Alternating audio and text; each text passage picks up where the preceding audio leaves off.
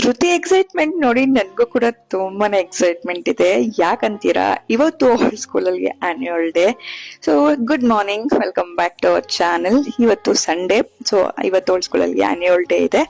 ಹಾಗಾಗಿ ಎಪ್ಸಿ ready, fresh up ಎಲ್ಲ ಮಾಡಿ ಇವಾಗ ನೈಲ್ ಪಾಲಿಶ್ ಹಚ್ಚಬೇಕು ಅಂದ್ಲು.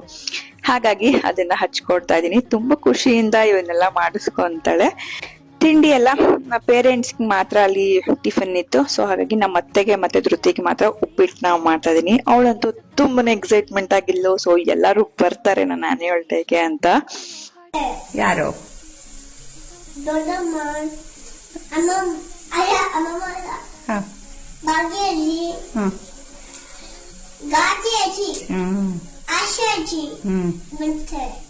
ಅದಾದ್ಮೇಲೆ ಇದು ಅವಳ ಆನ್ಯುವಲ್ ಡೇ ಡ್ರೆಸ್. ಸೊ ಚೆನ್ನಾಗಿ ಡ್ಯಾನ್ಸ್ ಮಾಡಲು ನನ್ಗಂತೂ ತುಂಬಾನೇ ಖುಷಿ ಆಯ್ತು. ನಾನು ನಿಜವಾಗ್ಲೂ ಇಷ್ಟೊಂದು ಚೆನ್ನಾಗಿ ಮಾಡ್ತಾಳ ಅಂತ ಅನ್ಕೊಂಡಿದ್ದೆ.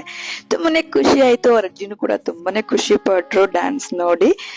ಅದಾದ್ ಮನೆಗ್ ಬಂದು ರೆಸ್ಟ್ ಮಾಡಿ ಈವ್ನಿಂಗು ಬುಲ್ ಟೆಂಪಲ್ಗೆ ಹೋಗೋಣ ಅಂತ ಹೋಗಿದ್ವಿ. ನಮ್ಮತ್ತೆ ನೋಡಿಲ್ಲ ಅಂದ್ರು. ಸೊ ಹಾಗೆ ಅಲ್ಲಿ ಹೋಗಿ ಬಂದ್ವಿ.